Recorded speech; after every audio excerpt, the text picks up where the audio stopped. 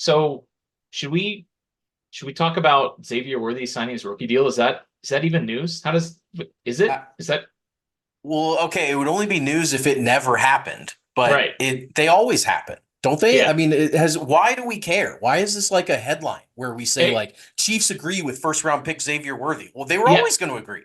Yeah. They literally the contract is it's already agreed to at the moment they draft them. Like they can't offer them more or less money. And No, it's not it, negotiation. it's crazy because like 2 weeks ago he didn't have a contract signed with the Chiefs and he was still like out there. He injured his hamstring and then Yeah. he was still practicing. But like if he tore his ACL, it's not like the Chiefs can be like, oh, I mean, sorry, I know we drafted you in the Right. first round and like this Whoops. is all agreed to, but like psych.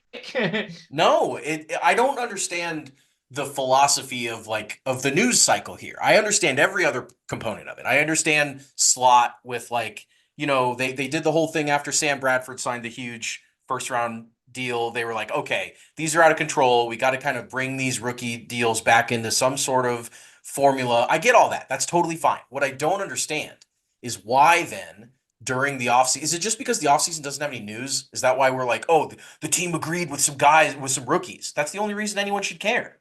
They're trying to trick us into thinking there's more football news going on than there is actually going on.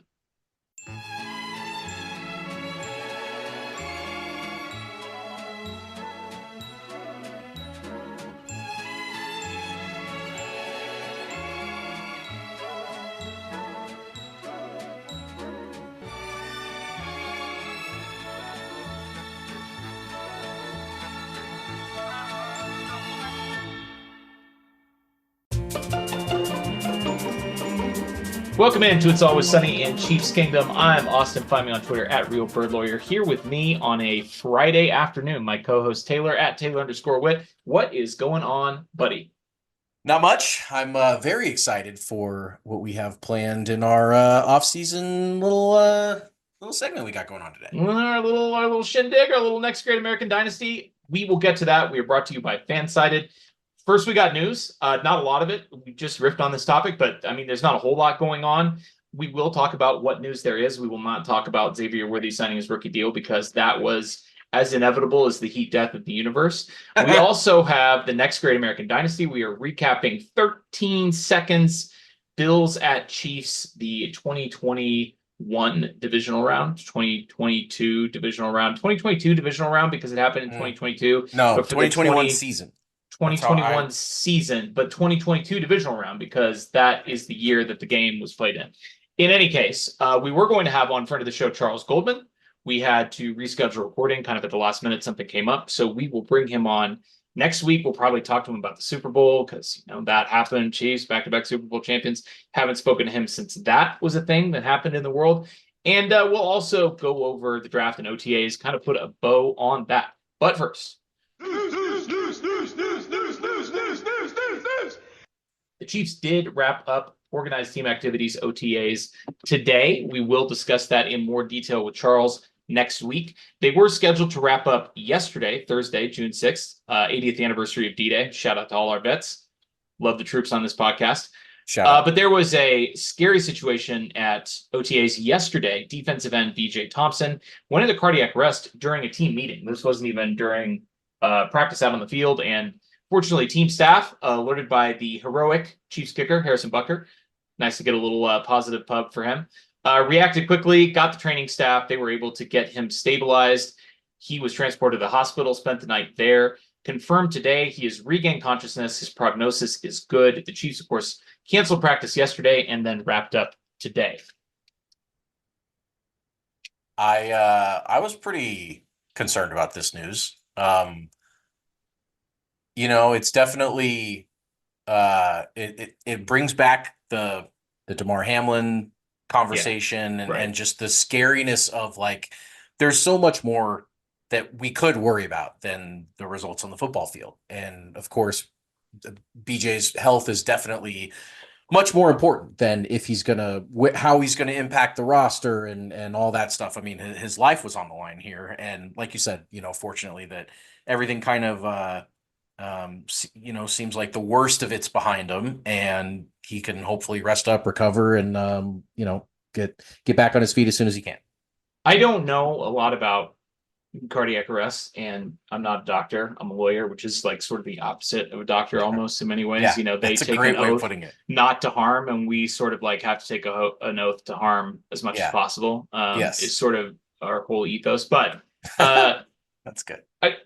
it is encouraging that, I mean, Damar Hamlin, obviously the immediate comparison that comes to mind, and I mean, we didn't find out that Damar Hamlin was going to be okay for like several days. Like, I mean, Yeah, I think it was about a week or so he was before. out for a while, Yeah, and yeah, it just was a really scary situation. The uncertainty behind it really scary, and even last night.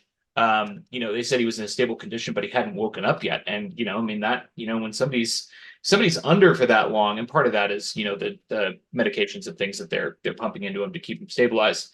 Just a scary situation. It's good to hear that he is on the track to recovery. And I mean, obviously, his health is the most important thing. It's fortunate that it happened, when and where it did, in a spot where he's got trained medical professionals right around him to be able to take action and, work to save his life. And it's also fortunate that, that it didn't happen during a game. I mean, we saw the effect that had on the Bills in their season, though they would never admit it. But I'm sure that there will be lingering effects to this, for the guys that were in the room and great. experienced that. And Yeah, great point. it's good that they have now a month where they're not doing football, where they can, process that and deal with that in whatever way they can. And they don't have to go play a game in a couple of days. They don't even have to come back in for camp, for another month and a half. So the timing of this was propitious. Love to see that he is trending in the right direction. In other news, McCole Hardman returns. We just can't. He just can't stay away. He's like the cat that came back. You know that song? Do you ever sing "The Cat Came Back" at camp? Cat came back the very next day. Huh? No, I don't think I've heard that one. Were you a summer camp guy at all? Really interesting. I was, but it was we did Log Dance and we did some other songs. Sure, Didn't do sure. Cat Came Back that day. Well, the cat came back is about a cat Jet that came back. leaves, and then the jet came back. He came back the very next year on a 1-year deal. He obviously left the Chiefs as a free agent last year, signed with the Jets, basically did nothing, possibly tampered his way back to Kansas City for a mid-round draft pick, caught the game-winning touchdown in overtime in the Super Bowl, and then, kind of said his goodbyes. He obviously just a couple of months ago was tweeting, it might really be over. That was kind of around the time of the draft when obviously the Chiefs took Xavier Worthy in the first round. But here he is. He's back on a 1-year deal, and I don't know. I don't really know how to feel about it. What's your opinion? I think McColl's such a polarizing figure for us too. I mean, for everyone who's ever watched Chiefs football, because you've got this kid that was drafted in a pretty tough situation, which was that he thought he was going to have to replace a guy like Tyreek Hill, or at least certainly the Chiefs had that in mind when they picked him in the second round. And then he didn't have to replace him. So then I kind of wonder if he found himself from the jump with the Chiefs in this like limbo role where he's like, man, you guys kind of like brought me in to do something that you then didn't need me to do, blah, blah, blah.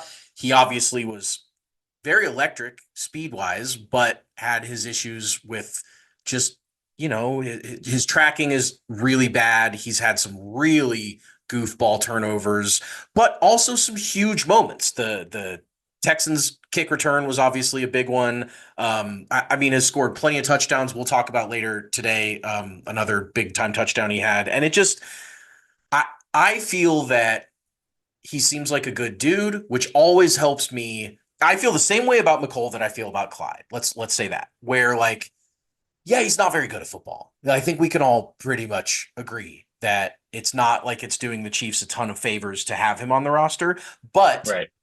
it does seem like the guys love him and that he's a good influence and that he knows the playbook and that he's a leader or at least like a good influence. And that's important. That's maybe not as important as having, Pro Bowl caliber players or anything like that, but it's a big deal. And, the wide receiver room is definitely one that could use more positive influences in it and more guys that know what they're doing. I think for this team's makeup, McColl being back is not the worst case scenario. It's fine. I'm fine. I think it's fine too. And the reason I think it's fine is because he should be like at most, wide receiver four on this team. Behind Rasheed Rice when he's here, behind Hollywood Brown, behind Xavier were the Chiefs first round pick at wide receiver. When all three of those guys are healthy and not suspended in Rasheed's case, Right. McCole is at best your fourth wide receiver. And while I certainly would not argue that he's an incredibly good player, look at, like his rookie year, he obviously was behind Sammy Watkins, he was behind Tyreek Hill, but he was still the third leading receiver on that team. Yep. In 2020, he was the third leading receiver on the team and the second leading wide receiver behind Travis and Tyreek. I mean, he was the third option because those first 2 years, Sammy Watkins still a Chief, but as we know, with Sammy Watkins, just not a guy that could consistently get on the field. 2021, same deal. Again, just behind there was Travis Tyreek and then McCole Hardman. I mean, he was the wide receiver too. And then, even in 2022, where he got hurt mid-season, I mean, by yards per game, he was again like right there with MVS behind Juju. Juju was the wide receiver one. He averaged 58 yards a game, and MVS was at 40. McCole was at 37. And, on top of that, he was also providing more as a rusher. If you add in the rushing yards that he had that season, he'd be right around MVS in terms of total yards per game. And plus special teams contributions. I agree. And now this is the right place for him on the depth chart, is what I'm getting at. Like, yes, he should be a fourth or fifth wide receiver on a team that has Super Bowl aspirations, and that's what he should be, unless this season goes completely belly up and everybody gets hurt, which knock on wood, hopefully it won't. But and in that case, who cares anyway? If he's exactly right, wide receiver 1 or 5, if everyone's hurt, then it just doesn't matter. It is very funny that he has a chance to be one of a handful of players in NFL history with 4 Super Bowl rings. If the Chiefs win the Super Bowl again this year, like, there are only 3 wide receivers with 4 rings, so he would be the 4th wide receiver ever if the Chiefs in the history of the NFL, which is that's like a Robert Horry kind of situation. Yes, there. I mean, you've got like a guy that just randomly shows up, maybe for 1 or 2 clutch catches in a playoff game or whatever, and the team wins the Super Big Bowl. Catch and then, Cole. You end up with more rings than Jerry Rice, or you end up with more rings than Michael Jordan. It just sometimes John those Stallworth, Mike work out. Wilson are the 3 wide receivers, 2 Steelers and a 49er with 4 with 4 Super Bowl rings. Absolutely crazy. In our final piece of news here, the Chiefs visited the White House last week for the 2nd year in a row. This is the Friday after we recorded on a Thursday. It's always a little bit weird, like going back and doing news that's now a week old, but it was fun. It was exciting. It was, understated and pretty short, but Travis got on the mic. He was able to deliver the remarks that he has been wanting to deliver for over a year. He was able to address the crowd as my fellow Americans, and Biden put on a Chiefs helmet. So I don't know, pretty cool. The Chiefs are so back when they're back in the White House. That's just, it's like the ring ceremony that's coming up. Like, it's another off-season checklist thing that the champs get to go through that no one else does. And the my fellow Americans thing, I'm sure drove tons of Kelsey haters mad, and that's the best part of the whole thing. So keep hating. I mean, it just gave us so many fun little moments and sound bites. Mahomes obviously said that he basically was acting like a tour guide for the younger guys now. Yes. Like Mahomes knows the White House because he's now been there a couple of times. And I mean, Kelsey said on New Heights, obviously, that he didn't know that he was going to get invited up there. And he was given very strict instructions from the Secret Service not to go up there. So he kind of was a little bit apprehensive about that, but he nailed it. He crushed it. And another White House visit in the books for your back-to-back Super Bowl champion, Kansas City Chiefs. That's going to do it for the news. So there's one other item on the agenda for us to check off. It's just a little thing called the Next Great American Dynasty, our ongoing off-season project where we are recapping every playoff game in the Patrick Mahomes era. And this one is absolute doozy. We got 13 seconds. It's a banger when it has its own name. And man, here we are. Before we get into it, we probably should spend some time. I mean, I think it's always important not that this game needs any introduction, but just to sort of contextualize where we're at, right? Like we talked last week when we recapped the opening round victory over the Steelers, which was just an insane, completely one-sided, outrageous blowout, like the most one-sided playoff win in the Mahomes era. I mean, the game was just completely non-competitive in every aspect. This was not a good regular season team, as we talked about. This was a difficult season for the Chiefs. And this is a team in the Buffalo Bills that had blown out the Chiefs. We talked about this last week, but this was a season in which the Chiefs, in a calendar year, between the Super Bowl and then the first 7 weeks of the season, got blown out 3 times after in the previous 4 seasons of Patrick Mahomes' career, not ever having lost a game by more than 8 points. And the 8-point loss was that asterisk win where Derek Carr beat us by 8 at Arrowhead with 10,000 people in the stands. This Bills team blew the Chiefs out 38-20 at Arrowhead in week 5 of this season, and then really closed the 2021 regular season on quite the hot streak. Now, this is a team that, stop me if you've heard this before, really streaky, really up and down. 7-6. 7-6 on December 12th. Looked like they might not even make the playoffs. And then I've seen that before, yeah. They beat the Panthers 31-14. They beat the Patriots 33-21 after having lost to them in that weird game where Bill Belichick attempted like 3 passes in New England. They beat the Falcons 29-15. They blew out the Jets 27-10. They played the Patriots again the week before coming to Kansas City, and they beat them 47-17 in a game where Josh Allen throws for 308 yards on 25 pass attempts. He's 21 of 25, 4 incompletions, 5 touchdowns, a perfect passer rating in that game. And he added 6 rushing attempts for 66 rushing yards. This was a crazy game. And before we get into what happened in the game, I want to talk about what our expectations were going into this game. I mean, what were you feeling welcoming the Bills to town?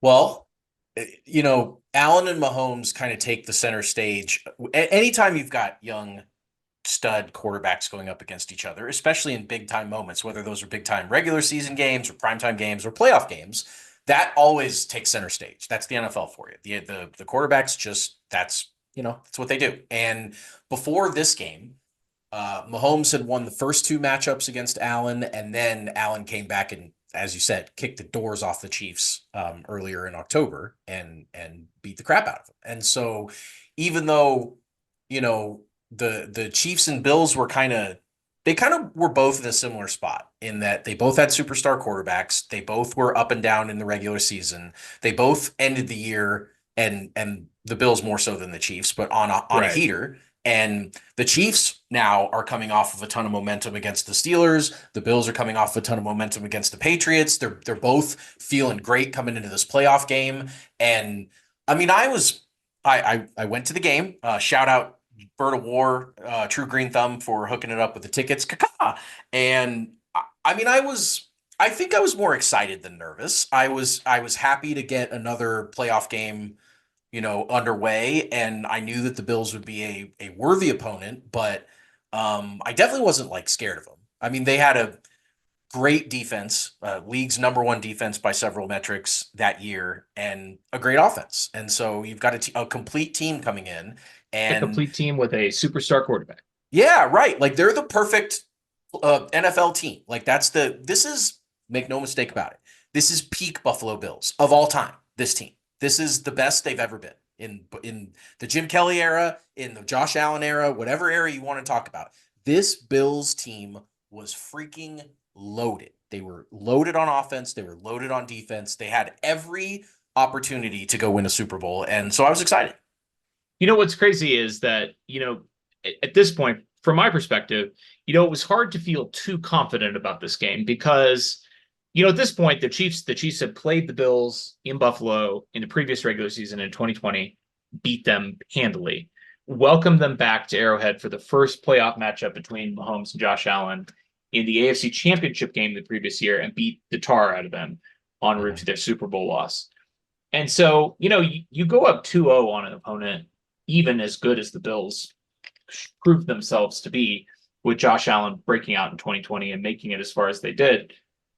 You feel a little bit of confidence when you've beaten a good team, a couple of times in a row. And then Sure. the Bills turned around and walloped the Chiefs and got one on the Chiefs. And so at this point, it's not 3-0 in the playoffs against the Buffalo Bills and Josh Allen. It's 1-0 in the playoffs and 1-1 in the regular season. And the last matchup was them beating you at home in a blowout. So Yeah.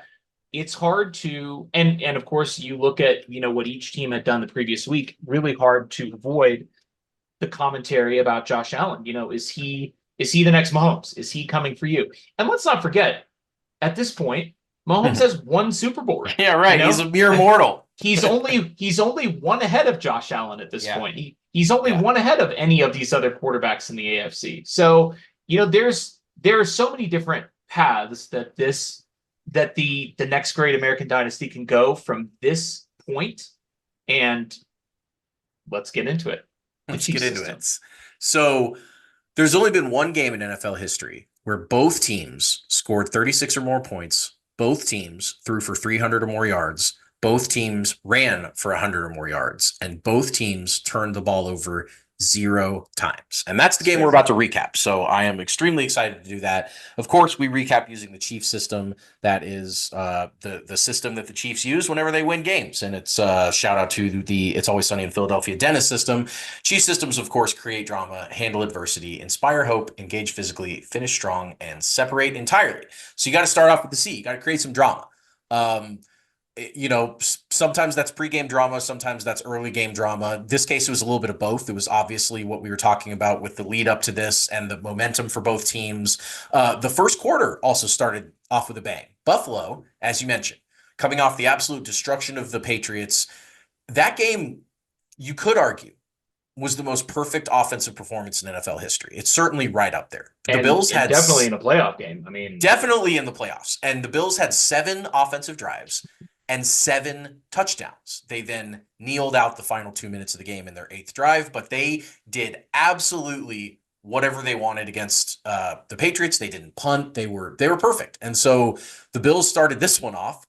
Surprise, surprise, 13-play, 71-yard, 7-minute drive that included 2 fourth-down conversions, where you could already tell the tone of this game was that everyone knew this was a battle of the Titans. And Devin Singletary on 4th and 1 plunges into the end zone and puts the Bills up 7-0, including their 2 fourth-quarter touchdown drives to end their game against the Jets in Week 18. This touchdown meant that the Bills had gone an unbelievable 10 straight drives where they scored a touchdown, other than one where they knelt out the end of the game.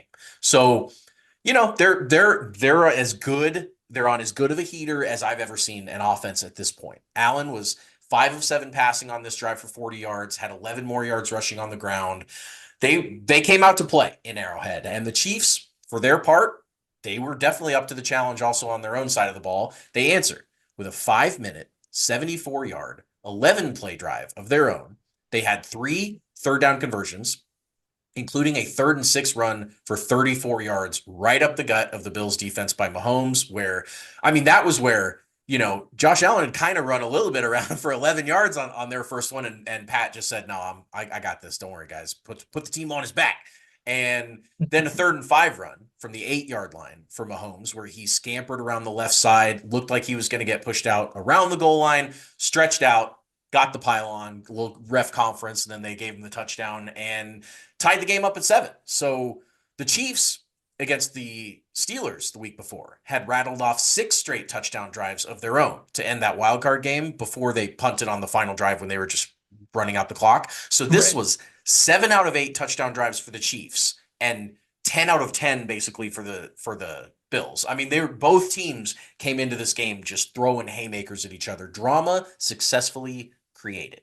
Man, everybody remembers the end of this game, which obviously is iconic, but with all the lead changes in the last 2 minutes. But pretty amazing start to the game as well. Exactly as advertised. You said it, 2 quarterbacks probably at this point. I think when people make the argument for Josh Allen, we both feel he's the second best quarterback in the NFL. Certainly. This is the game that people think of when they think about Josh Allen as the second best quarterback in the NFL. This is it. You could just picture Josh Allen in this game doing whatever it takes to win, running the ball, throwing the ball, putting the team on his back, and then for Mahomes to come right back and answer, to quote the great Patrick Mahomes, it was him saying, "I'm here," I'm and here. that's just what great football is all about. It just is. Yeah. It's such a perfect, and it's these games don't always live up to that hype, right? No, Like, no, they don't. Mahomes, Allen. I mean, the last one was very good. This game was obviously an all-timer, but the first playoff meeting, it wasn't close. Chiefs blew them Yeah. out. The regular season meetings, the last couple, haven't been super competitive. The Bills have won those rounds. This game lived up to the hype out of the gate.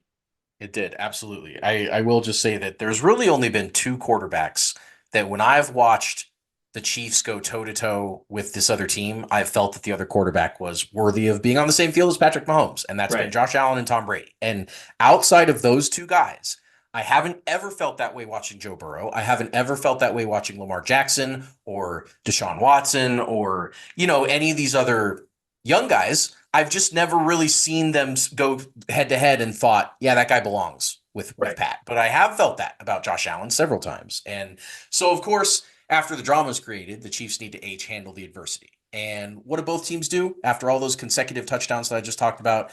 They forced punts on the next three drives. As the Bills punted after Melvin Ingram stripped Josh Allen on a third down sack, but the Bills jumped on it. And then they each went 3 and out after that. Chiefs go 3 and out. Bills go 3 and out again. But then finally, about midway through the second quarter, the Chiefs get going. They start from their own 14 after the Buffalo punt. And they get to the Buffalo 43 on consecutive completions to Kelsey, Pringle, Hill, all first downs, just bang, bang, bang, taking some chunks. And then our old friend Clyde Edwards-Helaire rips off a 22-yard run, rumbles down the right sideline to the Longest Kansas run of City. his career. Don't check my math on that. No, not, but it's certainly close. 22-yard run. I bet that's top 5. And then down to the 21, and then there's a defensive hold on Matt Milano that would have been a 3rd and 11 sack by the Bills, but bailout. Chiefs and refs best friends. Sure. Mahomes made him pay for it. Little spinning back foot throw to Byron Pringle for a touchdown that was kind of reminiscent to me of that "Are you kidding me" touchdown he had to Conley in his first home start. Kind of spun one way, spun the other way, and then as he was backpedaling, just found a streaking Pringle. It was a really, really nice, good hookup between those two. 14-7 good guys. Adversity would rear its ugly head throughout the late portion of this game, but for now, adversity was seemingly handled. I do think it would be a good time to remind our listening audience of what transpired in this game after just 7 snaps. Oh, yeah. Tyrann Mathieu ruled out with a concussion. After this game, Spags had this to say about the defensive game plan. He said, "It took us a little bit of surprise, obviously, when Tyrann got hurt early. We did have a package. We were going to do something a little different. Had to throw the thing completely out that we had, especially for Buffalo." So that set us back a little bit. You and I talked about that post-game, about how important Tyrann Mathieu, according to Steve Spagnuolo, was for the game plan. And they lost him 7 snaps in. They were behind the 8 ball right away.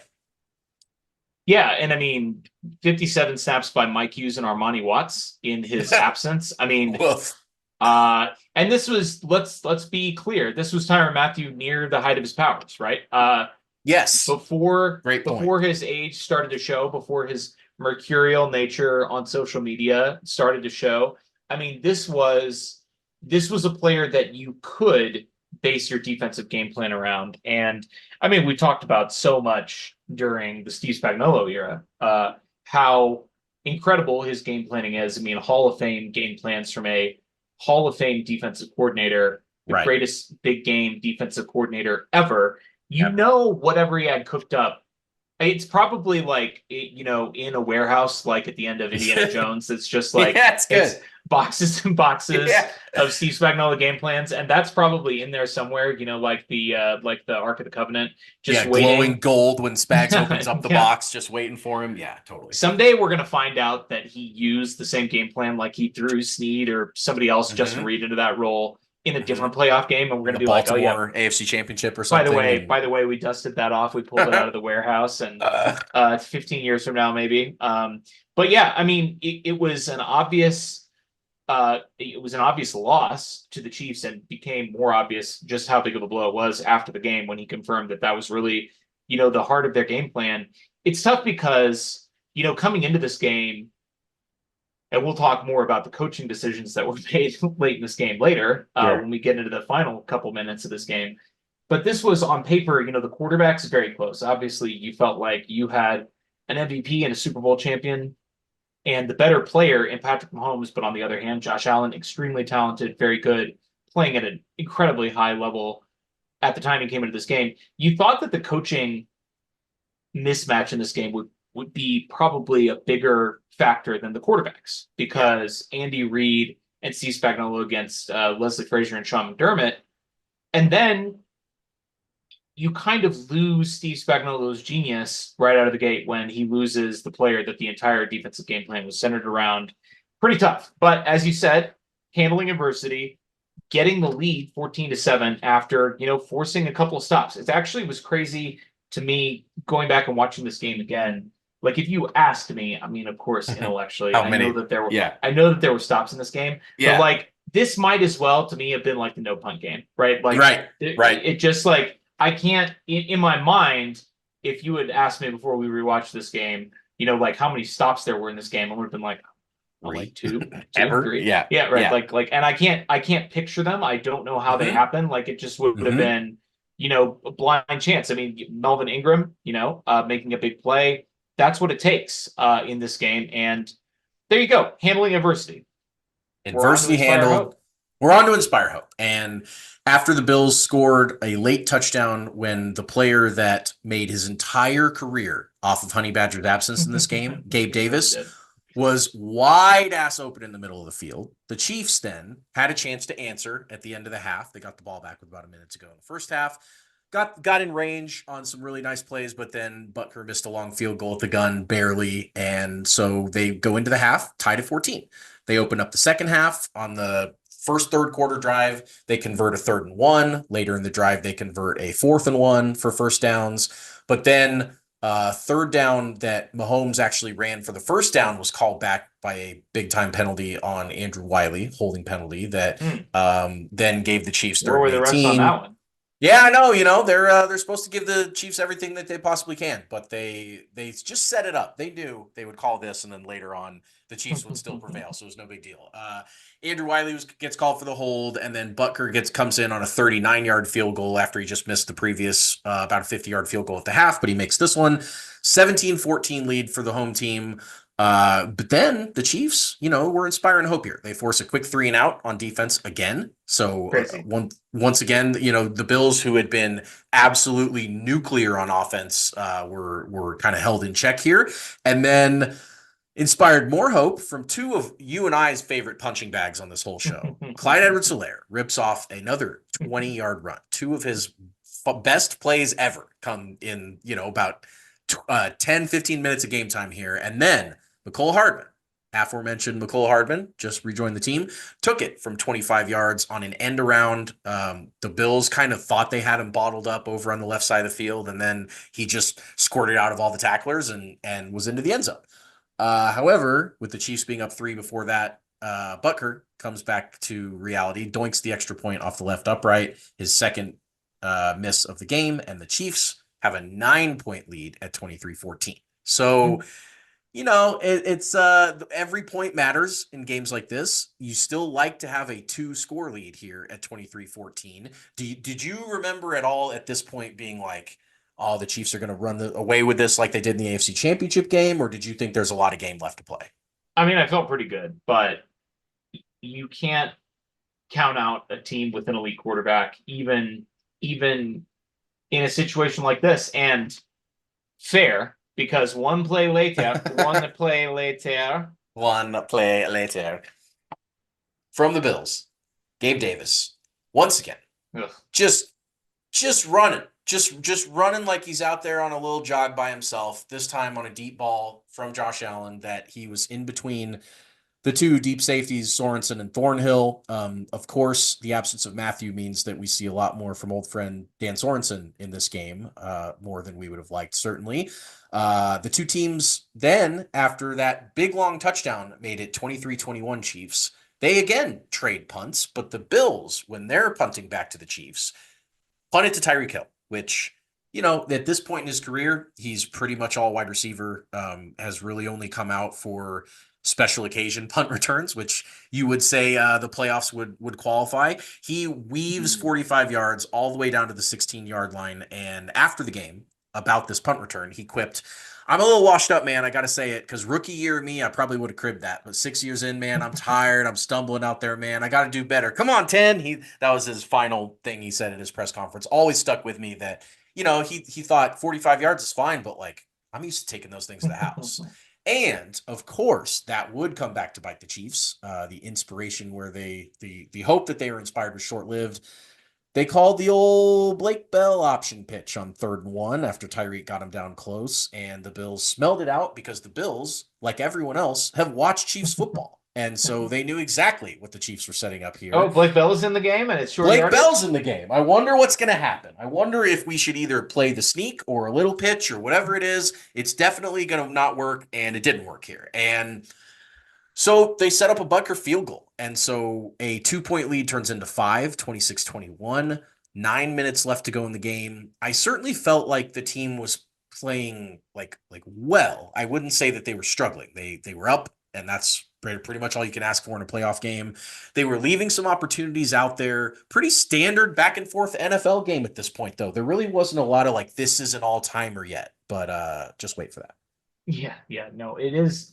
It's crazy to rewatch this game in its entirety because it has to be seen to be believed. Like you said, if you didn't know how the game ended, you'd be sitting there watching at this point of the game, and you'd be like, "All right, I mean, this game's Sure. kind of cool. This game's kind of cool, but like, Yeah, it's fine. it's not one of the greatest games in NFL history. It just, it is what it is." Couple of thoughts on this one. Yeah, first of all, Tyreek's hilarious, and I miss that dude. But Yes. it was cool to see him come up with a big special teams play in a big spot because, of course, the year prior, 2 years prior, which I think was probably the last time they put him out there for a punt return in the playoffs, he obviously fumbled against Houston, blew it big time. I've been of the opinion, and I've voiced this opinion on Twitter and probably on this podcast before because we've been doing it for a long time. I really, truly believe that if Tyreek Hill weren't like an all-time great wide receiver, that he would be by far the most prolific and accomplished special teams player in history. Like I think he would annihilate all of Devin Hester's records. I get it. It's cool. Devin Hester, whatever, Hall of Famer. All right, cool. Play a real position. Like Tyreek Hill's better at being Devin Hester than Devin Hester. I will take that opinion with me to my grave. And even here, old, washed up, out of practice, hasn't touched a punt in weeks, months, or years. Tyreek Hill, still coming up with big play in a big spot. And, we'll see if this Blake Bell play makes an appearance when we get to our awards. That's all I'll say, because I just, yeah, it is what it is.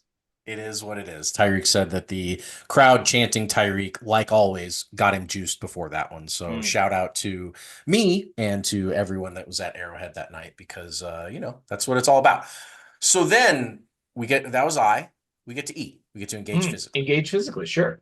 And I'm going to give the Bills credit on this one. I have never done this in the Chiefs system ever in the history of the Chiefs system. But this time, the Bills engaged physically with the Chiefs with the game on the line.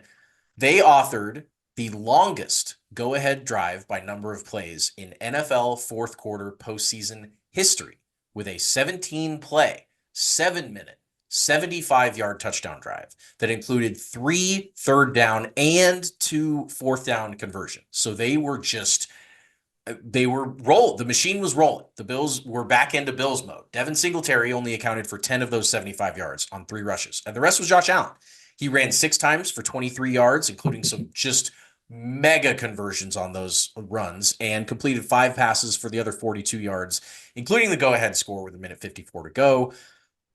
What else can you say? Josh Allen was devastating on this drive. The 2 third downs and 1 fourth down that he converted with his legs included a 4th and 4 that would have won the game for the Chiefs if he had not shrugged off Frank Clark, but he did, and he ran for a first down on that one. I've never credited another team for stealing a letter out of the Chiefs system before, ever. That's not really what the system was made for. But Josh Allen was such a force with his legs that he gets the shout out here. For good measure, of course, after he throws a touchdown to Gabe Davis where Mike Hughes literally fell down in coverage, and Hmm. it couldn't have been Classic. more gifted to Gabe Davis once again. For good measure, Josh Allen found Stephon Diggs streaking in the back of the end zone after shrugging off Chris Jones. He twisted, he kind of pulled him Mahomes, twisted one side, twisted the other. Chris Jones was after him, floats a ball into the back of the end zone that Stephon Diggs comes up with a nice grab for on the 2-point try. And so that took the Bills' lead to 3 points on the road in the playoffs, under 2 minutes to go. Spoiler alert for the rest of this breakdown, but up until this point in the game, it was already very exciting. There were 47 combined points scored in the first 58 minutes of this game after this play, or 0.81 points per minute. So that's above the average pace that season in all NFL games of 0.75 points per minute. But buckle up, because that number is about to go wildly north. What was your temperature check after the Bills went up 3 with under 2 to go here? You probably thought, I'm guessing, one more drive left in this game. Chiefs going to go down. They're either going to get it done or the Bills are going to win, right? Just one last gasp. Yeah, and actually, that's what I wanted the Chiefs to do. Like when you're, this is something that you know what I mean. Tom Brady did it to us in the very first matchup between Brady and Mahomes, New England. Mahomes is Yeah. undefeated, took his first loss of his NFL career.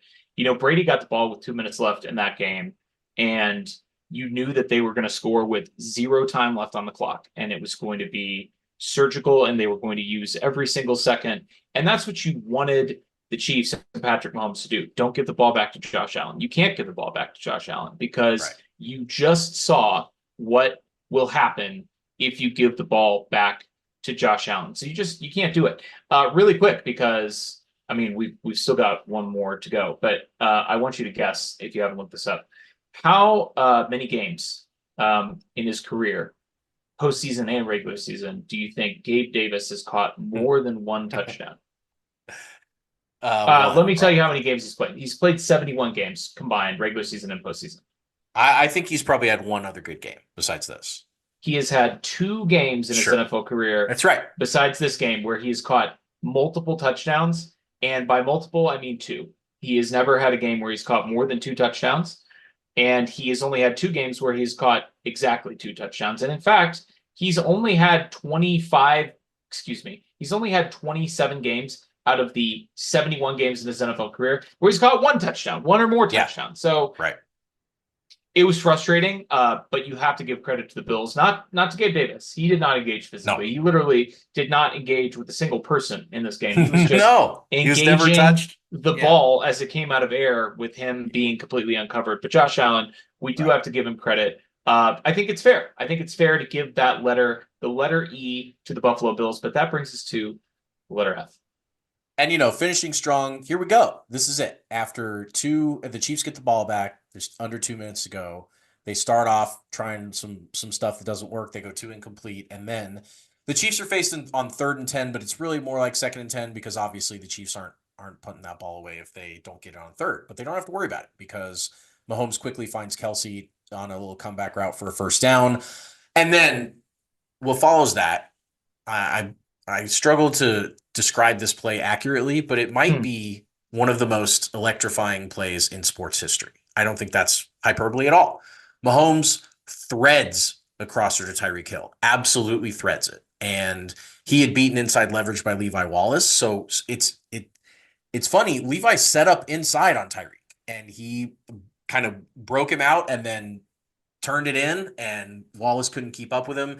And then Tyreek made one of the most unbelievable live ball accelerations that I've ever seen. You can all imagine it. Everyone who's seen this play, he's going left to right across your screen.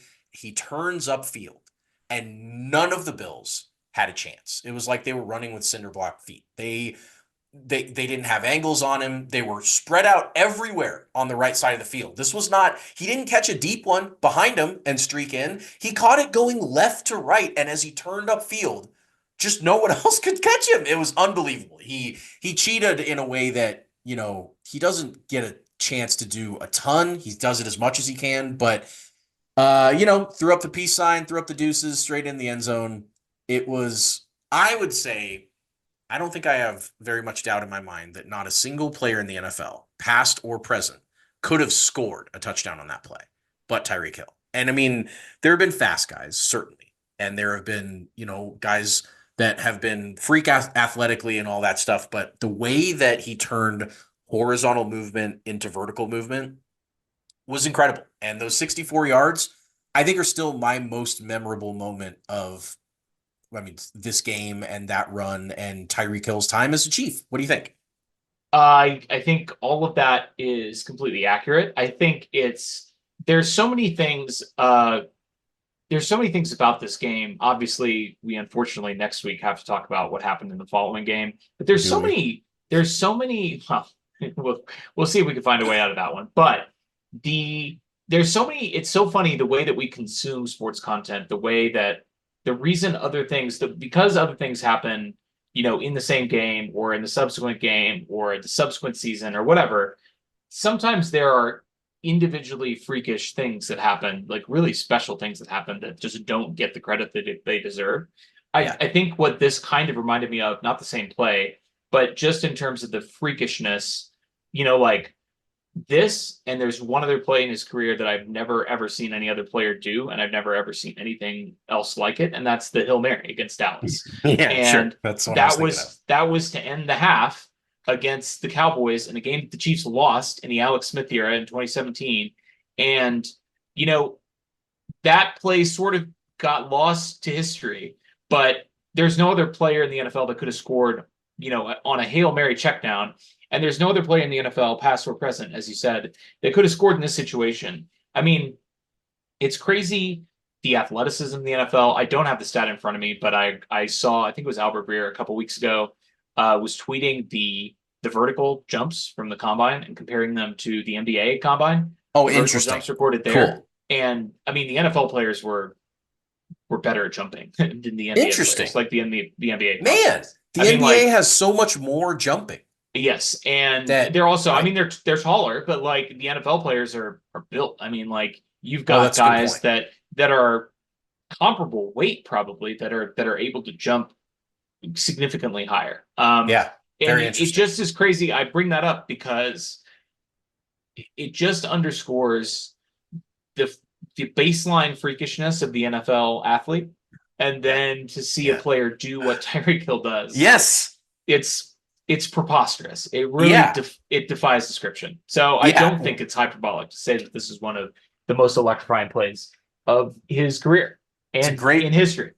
It's a great point that, him standing out above NFL players, like that type of athletic gap just doesn't happen in the NFL because of that, because their floor is so high athletically that you just don't see, you see guys that are, very extremely skilled, but you never just see a guy that looks like he's playing with people that aren't even on his planet. And this was as cheetah as cheetah got.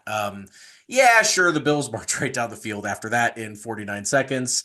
Yeah, sure, Gabe Davis gets his fourth gift touchdown of the evening, splits the safeties. The entire secondary before this play was talking to each other, not knowing who to cover because Tyrann Mathieu was out. It was a mess in the Chiefs secondary in that final 49 seconds where, Josh Allen was not challenged. This was not the defense was gassed, you could tell, and they just marched right down the field. And as soon as they scored, Jim Nantz said, "There it is." And I always thought that was, I don't blame him at all for saying that, but phrasing it as "there it is" such a final way of saying it. It's not like the Bills take the lead or anything. It's like, well, game over, folks. There it is. That's the end of the game. And that was always, that phrase always stuck with me. And what followed that is, dare I say, the most clutch non-Super Bowl moment in Chiefs history, in playoff history. Some are saying it's got to be the most clutch non-Super Bowl moment in Chiefs history. It's got to be in contention for the most clutch non-Super Bowl moment in playoff history. It certainly is the most clutch moment in playoff history that didn't happen in a championship game, right? Like, I feel confident, not having watched every game in the history of the NFL, that this was unprecedented, and we'll get into what happened. But you're right. Like the call is part of what makes it so iconic. Like we're all, as as football watching consumers, I mean, knowledgeable fans of the game, people that have Mm-hmm. watched football before. Like, Mm-hmm. I think back to when I first became a fan of baseball. I was watching the Royals in 2004 on opening day, right? And they Yeah. went into the ninth inning down. I think it was 4 or 5 7-2. runs or something I like think it that. I was think it was 7-2. 5, 7-2. And you know, as a more educated baseball consumer, I would have simply turned that game off because I did not know at that point that baseball games that are 7-2 in the ninth inning with 3 outs to go, 99% of the time, the team with a 5-run lead with 3 outs to go is going to win that game. And the team with a touchdown lead with 13 seconds left in an NFL playoff off game should always win that game. They Yeah. should never, ever, ever, ever lose in that No. situation. And so it's completely justified that Nance said there it is. It's completely justified that the NFL camera crew was cutting to shots of Josh Allen's family and Right. Bills fans celebrating in the stands. Right. It was all completely, totally justified, and it made what happened next so much better. The one of the Romo comments was, the Bills hadn't won a road playoff game in blank, whatever it was he said. First road playoff win of Josh Allen and Sean McDermott's tenure. I mean, he was talking about what it meant for the Bills and And this and win. they would be going back to their second consecutive AFC Championship game. That's right. They would have a chance, and you would have to think that they beat the tar out of the Patriots, and then they beat the Chiefs, who had gone to back-to-back Super Bowls, and they're going to go face the Bengals in the AFC Championship game. You're talking about probably their first Super Bowl appearance since 1994. Their chance to win their first Super Bowl ever after losing 4 consecutive Super Bowls in the 90s. It's all in front of them at this point. And then a little underneath to Tyreek Hill for 20. And Tony Romo goes, "Oh my gosh, they actually have a chance," because he knew that with 13 seconds left, you either need to walk it off with a touchdown play there, or you need to take 2 big chunks out. That's the only way you're going to get in field goal range. And the Chiefs, the little underneath one to Tyreek with a couple blockers in front of him, they took advantage of Tyreek's speed, that he could go from 0 to 60 faster than anyone else on the field. And they gave him some, really nice design there. Let's not forget the Chiefs had all 3 timeouts, so they could run 2 plays, call timeouts, and everything is still, set up for him. And so they run the little underneath her. And then as has been immortalized in time, Travis Kelce noticed when they lined up for the next play, and then the Bills called a timeout.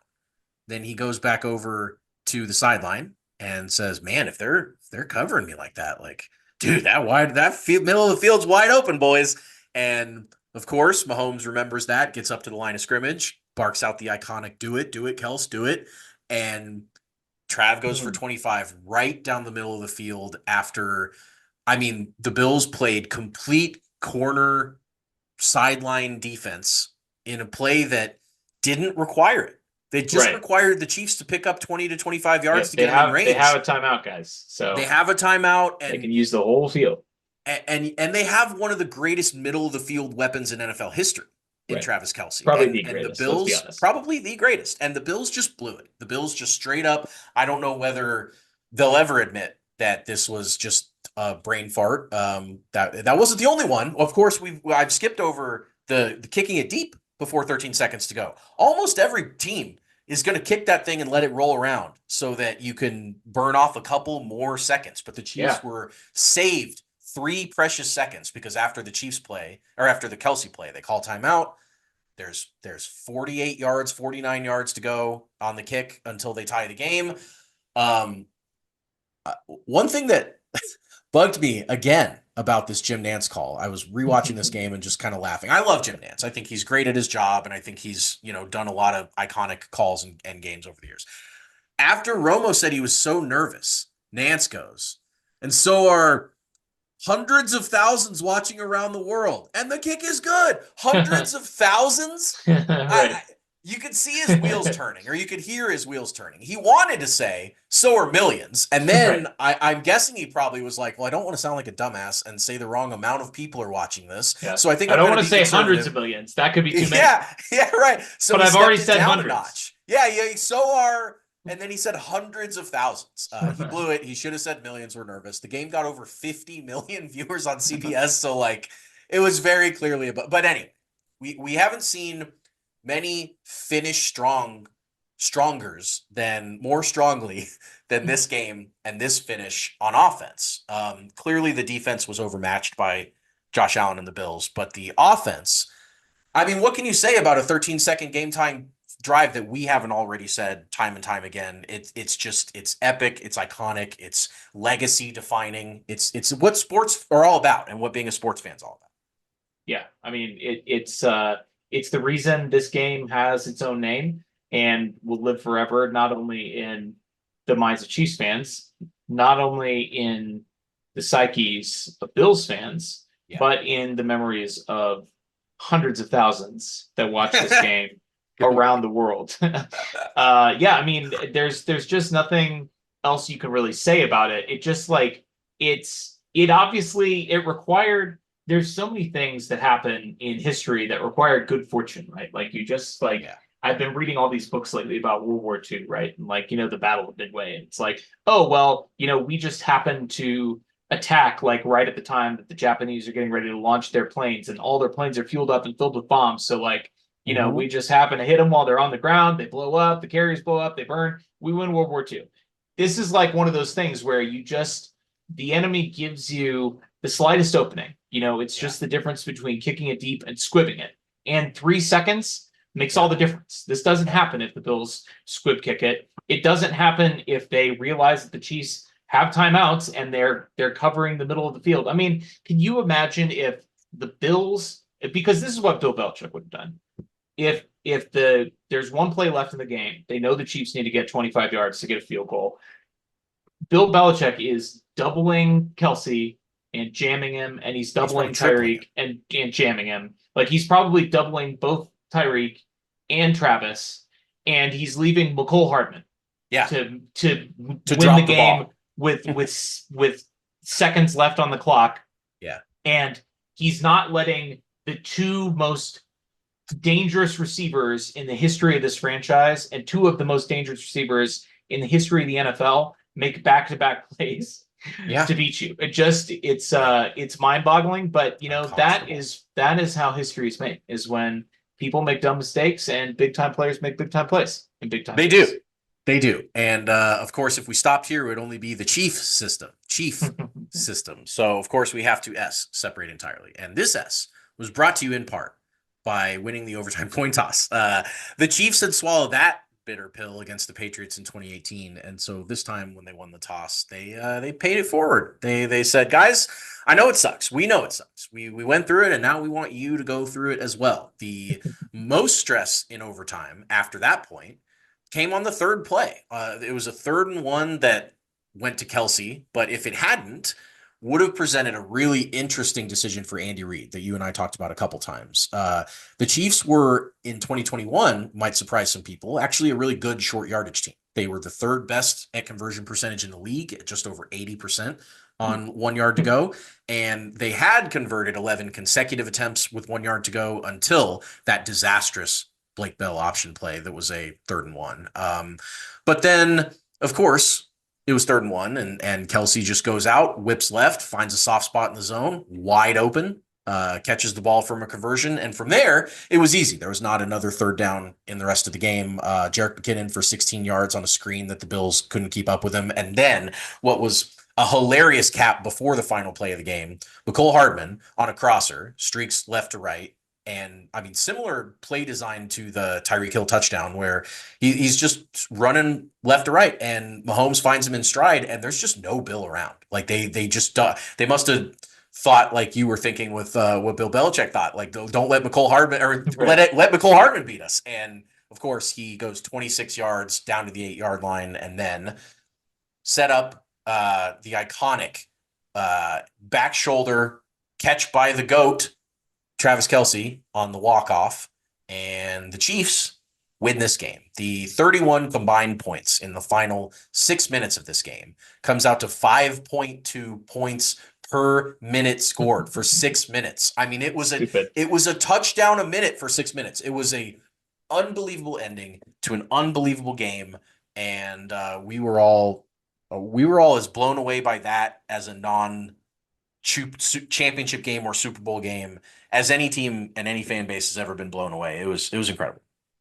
Long-time listeners have, of course, heard this story before, but I was traveling during this game because I had made previous plans. I think we're coming back from San Diego, and I mean, it's a good place to go in the wintertime.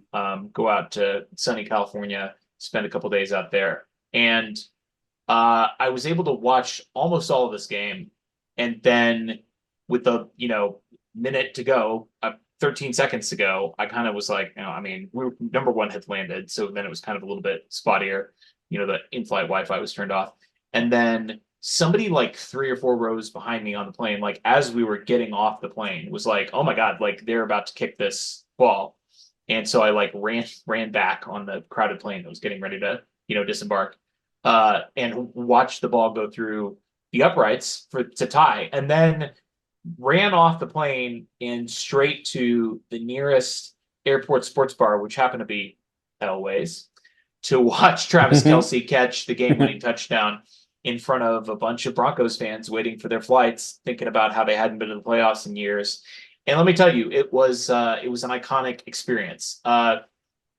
This game is one of 2 playoff games that the Chiefs have won where I really felt deeply in my soul that we were going to lose, and I had resigned myself to thinking, and in How fact could you not? may have tweeted, like the first one was Super Bowl 54 after the second interception, the second turnover where the Chiefs were down 2 scores with 7 minutes left in the game, and the Niners had the ball. Yeah. And I actually tweeted out, "This is what it feels like to lose the Super Bowl."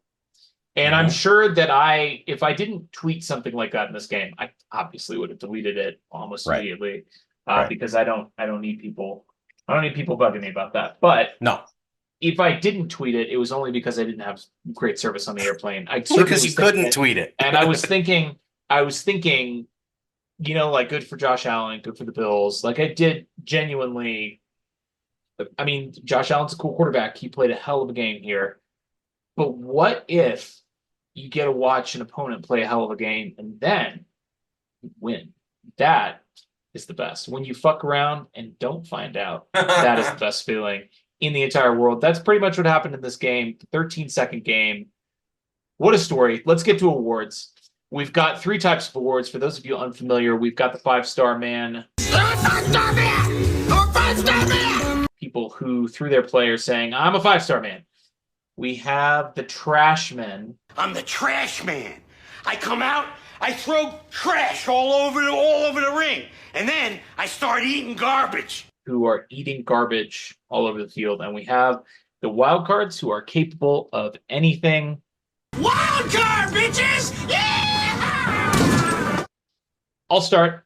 I'll take the obvious one. I feel like I've been giving you like freebies on these the last couple of times we've done the awards. So I'm just going to do it. I'll take Patrick Mahomes, 33 of 44, 378 yards, 3 touchdowns, no picks, 7 rushes for a very nice 69 yards and a rushing touchdown on top of that. And let's not forget, this was, if not the first game of Mahomes' career, one of the first, and probably the first playoff game where he didn't throw a pass that went over 20 yards in the air. I mean, like, this was all just dissecting the Bills defense. And this was the season, let's not forget, where teams played too high and they played cover 2 and they tried to take away. They created this monster.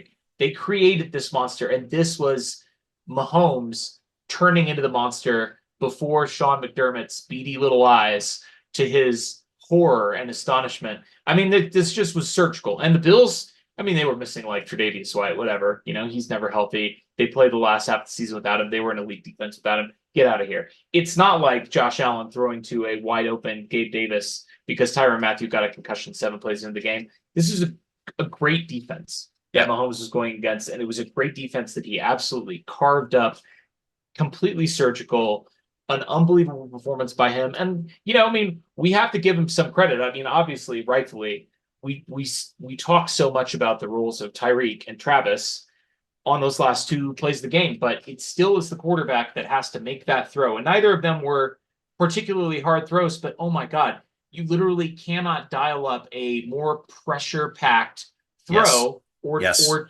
pair of throws Situation. situationally outside of a Super Bowl. Yeah. You just can't do it. There's 13 seconds left. Both plays have to be exactly what they were. The ball placement and even the ball placement, even if you complete it, Yep. but The timing, it's not everything. it's not in stride, it's not in Yeah. the right place, and they have to, break stride or slow down or speed up to catch it. You're just not going to get the same result. And so you have to give the quarterback some credit too. And obviously you have to give Andy Reid some credit for having those plays in the playbook, and Kelsey for having the wherewithal to improvise. But oh my goodness, Patrick Mahomes, 5-star man, easy choice. You know what really triggers me about this game more than anything else? The only thing that really could trigger you in a game that you win is when people say that Josh Allen performed better than Patrick Mahomes in this game. Oh my God, sure. Not only because it's not correct on the field, like eye test, but it's not correct in the box score at all. Josh Allen threw for fewer yards. He didn't run for as many yards. He lost the game, obviously. Took the same number of sacks. There was nothing about this game. Josh Allen even fumbled the ball one time on that strip sack by Melvin Ingram, but he picked it up. It really, really bugs me when people think that Allen outperformed Mahomes in this game. It's not even close to accurate. And, Nick Wright always says that Josh Allen gets more credit for a loss here than anybody, including Mahomes, does for a win. And man, if that's not far off. I mean, he really does. He gets a ton of credit in the media and in the narrative for losing this game, which doesn't make a ton of sense. So of course that is the layup. I'll take what's pretty close to a layup on mine for the 5-star, which is Tyreek Hill, who was absolutely unguardable at times in this one. On 13 targets, he had 11 catches for 150 yards, the insane 64-yard touchdown that's going to go down in Chiefs history forever, and the 45-yard punt return to boot. He even chipped in on extremely, importantly on special teams there. So Tyreek was an all-time playoff performer for the Chiefs, always showed up, always had big games, and this was an awesome one for him. He was an absolute demon. Let's switch over to the trash bin, and I'm going to take a page out of your book, and I'm going to give it to a non-Chief. It can only be one person, and it can only be Sean McDermott, the head coach of the Buffalo Bills. I mean, we've talked about Sean McDermott before on this podcast, and I really don't understand how he's still employed. I mean, the 9/11 thing was extremely weird, and I really thought when that piece broke and the Bills were 500 midseason, as I said, stop me if you heard this one before, and looked like they could miss the playoffs entirely. They were literally on the precipice of being eliminated in the last game of the season, and then they won and somehow ended up as the 2 seed. Weird, crazy. But, I mean, his career as a head coach is littered with questionable late game decisions. There was the game last year against the Broncos, who were awful, where they ran the exact same rush on back-to-back plays, and Russell Wilson, of all people, who can't read a defense to save his life, old Russell Wilson, washed Russell Wilson, was able to, find his receiver for the game-winning field goal. This was it just like, I don't know, it's crazy to think what could have been going through his head when they kicked this ball deep. It just is, it's one thing to be in a game like this, and you could say the moment got to him, the pressure got to him, but there's no pressure in that moment.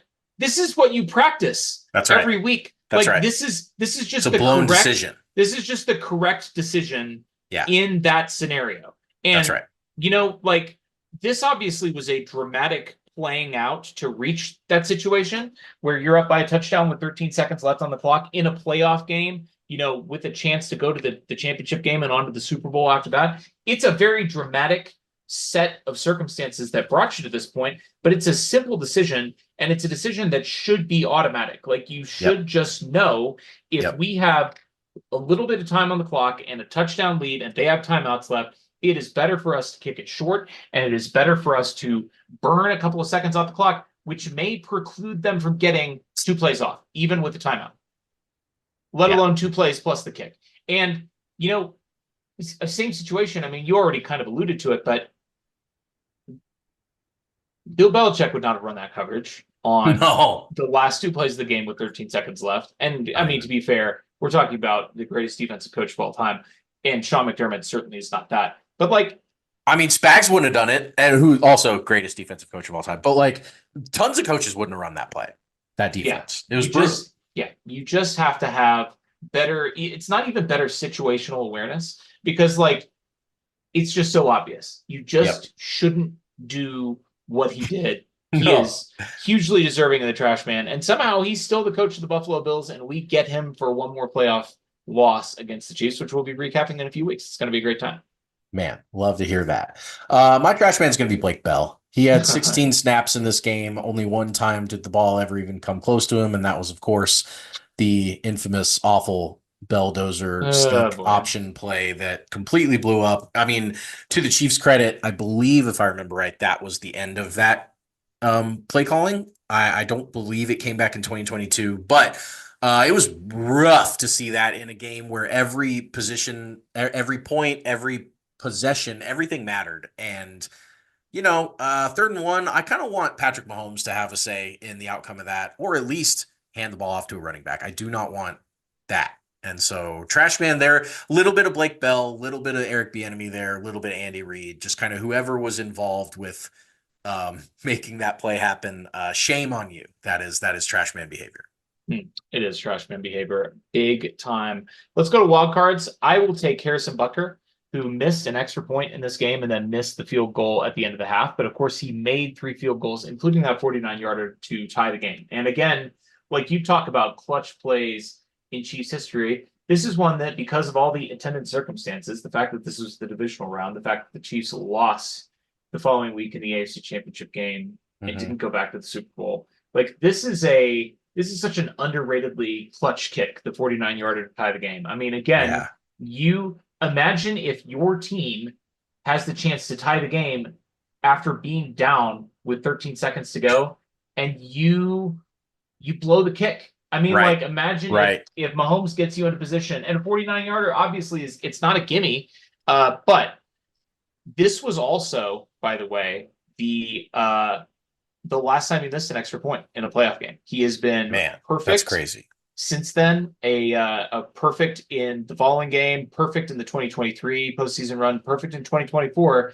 Last time he missed an extra point in a postseason game, and he's only missed 1 field goal in the playoffs since this game. So, I mean, when we want to talk about wild card behavior, this is the last time that we can say that about Harrison Butker in a playoff game, because he's been almost literally perfect. He missed 1 in the Super Bowl against Philly, 1 field goal, but other than that, he has been absolutely nails. He's my wild card pick. Who you got for your wild card? Man, before I say mine, you reminded me of that old, I think they call it the River City relay between Jacksonville and New Orleans, where New Orleans was down 7 with like 8 seconds to go on their own 20-yard line, and they ran a little, the lateral play where they all, and then eventually scored the tying touchdown, except John Carney, the kicker for New Orleans, shanked the extra point. And I mean, that's just, you're right. Imagine being in a position to miraculously pull a game off, and then your kicker can't pull it off. Like that would be devastating. So imagine it. Couldn't be us. Couldn't be us. Couldn't be us in the 2022 AFC Championship. Couldn't be us in Super Bowl 57. Couldn't be us. I mean, Harrison Butker has hit some big ass kicks for the Chiefs. So big shout out there for your wild card. And I will go with a guy that we're going to bookend our episode talking about. We talked about him in the beginning, we talked about him in the middle, and now Mecole Hardman only had 3 touches in this game, but he had 57 yards. He had a really nice touchdown where, again, he just kind of squirted free, and the Bills didn't account for his speed, and he was able to take off down the sideline and score. And, pretty wild card, pretty classic Mecole here. Ripped off that crosser in overtime for 26 yards. That was just a gut punch when the Bills already were thinking, like, if we could maybe hold the Chiefs to 3 or whatever. No, it was that crosser was when they knew they were not going to be able to hold the Chiefs to 3 because they were already down to the 8-yard line. And so Mecole Hardman, I'm happy to have you back as a wild card. You were the wild card in the 13 seconds game for sure. Hardman for breakfast, Hardman for lunch, Hardman for dinner. That is this week's episode of It's Always Sunny in Chiefs Kingdom. We will see you guys next time.